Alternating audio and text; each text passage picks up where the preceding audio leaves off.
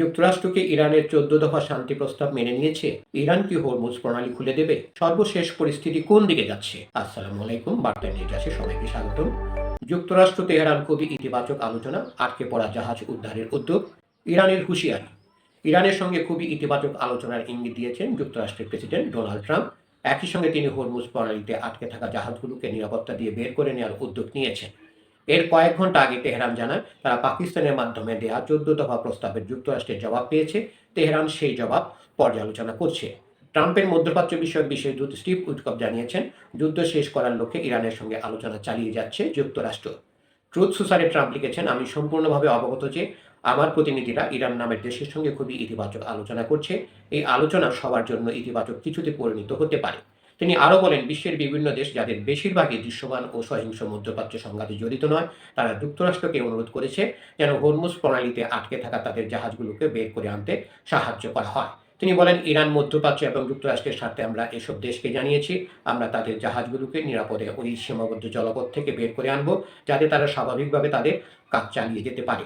Trump ঘোষণা করেন, এই প্রক্রিয়া প্রজেক্ট ফ্রিডম নামে মধ্যপ্রাচ্যের সময় সোমবার সকাল থেকে শুরু হবে।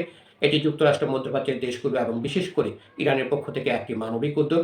তিনি আরও বলেন, অনেক জাহাজে খাদ্য সহ প্রয়োজনীয় জিনিসপত্র কমে যাচ্ছে। এই মানবিক উদ্যোগ সবার সদিচ্ছা প্রদর্শনে সহায়ক হবে। তবে কেউ যদি এতে বাধা দেয়, সেই বাধা শক্তভাবে মোকাবেলা করা হবে। মার্কিন সংবাদ মাধ্যম অ্যাক্সিওস জানিয়েছে, ইরানের ১৪ দফা শান্তি প্রস্তাবে ১ মাসের মধ্যে চুক্তি করে হরমুজ প্রণালী খুলে দেয়া, মার্কিন নৌ অবরোধ শেষ করা এবং ইরান ও লেবাননের যুদ্ধ স্থায়ীভাবে শেষ করার সময়সীমা নির্ধারণ করা হয়েছে। অন্যদিকে আল জাজিরা জানিয়েছে, প্রস্তাবটি ৩টি ধাপে যুদ্ধবিরতিকে ৩০ দিনের মধ্যে স্থায়ী শান্তিতে রূপান্তরের পরিকল্পনা করেছে। প্রস্তাব অনুযায়ী ইসরায়েল সহ সকলের পক্ষ থেকে আক্রমণ না করার প্রতিশ্রুতি থাকবে, যাতে মধ্যপ্রাচ্যের যুদ্ধ আর ফিরে না আসে।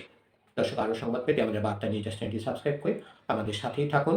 প্রথম ধাপে ধীরে ধীরে হরমুজ প্রণালী খুলে দেওয়া এবং ইরানি বন্দরের উপর মার্কিন অবরোধ তুলে নেওয়ার কথা বলা হয়েছে। এতে সমুদ্রের মাইন অপসারণের দায়িত্ব নেবে তেহরান। দ্বিতীয় ধাপে নির্দিষ্ট সময় পর ইরান ৩.৬ মাত্রায় ইউরেনিয়াম সমৃদ্ধকরণ পুনরায় শুরু করতে পারবে। জিরো স্টোরেজ নীতি অনুসারে এই পরিকল্পনায় যুক্তরাষ্ট্র ও ইসরায়েল ইরান বা তার মিত্রদের উপর হামলা চালাবে না। এর বিনিময়ে ইরানও হামলা চালাবে না। তবে ইরান তার পারমাণবিক স্থাপনা ভেঙে ফেলা বা ধ্বংস করার প্রস্তাব প্রত্যাখ্যান করেছে। এতে নিষেধাজ্ঞা তুলে নেওয়ার অংশ হিসাবে জব্দ করা অর্থ ধাপে ধাপে ছাড় দেওয়ার কথাও বলা হয়েছে। তৃতীয় ধাপে তেহরান আরও প্রতিবেশীদের সঙ্গে কৌশলগত সংলাপ শুরু করে একটি আঞ্চলিক নিরাপত্তা ব্যবস্থা গড়ে তুলবে। ট্রাম্প প্রস্তাবটিকে অগ্রহণযোগ্য বলতে পারেন এমন মন্তব্যের পর ইরানের বিপ্লবী গার্ড জানায়, ট্রাম্পকে একটি অসম্ভব অভিযান অথবা খারাপ চুক্তির মধ্যে বেছে নিতে হবে। তারা বলেন, যুক্তরাষ্ট্রের সিদ্ধান্ত নেওয়ার সুযোগ এখন সীমিত। এর আগের দিন উপপররাষ্ট্রমন্ত্রী কাজেম গরিবাবাদী বলেন, কূটনীতি নাকি সংঘাত, এখন সিদ্ধান্ত যুক্তরাষ্ট্রের। তিনি বলেন, ইরান উভয় পথের জন্যই প্রস্তুত। ধন্যবাদ সবাইকে এতক্ষণ ধরে আমাদের সাথে থাকার জন্য। আরও সংবাদ পেতে আমাদের বার্তা নিউজ চ্যানেলটি সাবস্ক্রাইব করে আমাদের সাথেই থাকুন।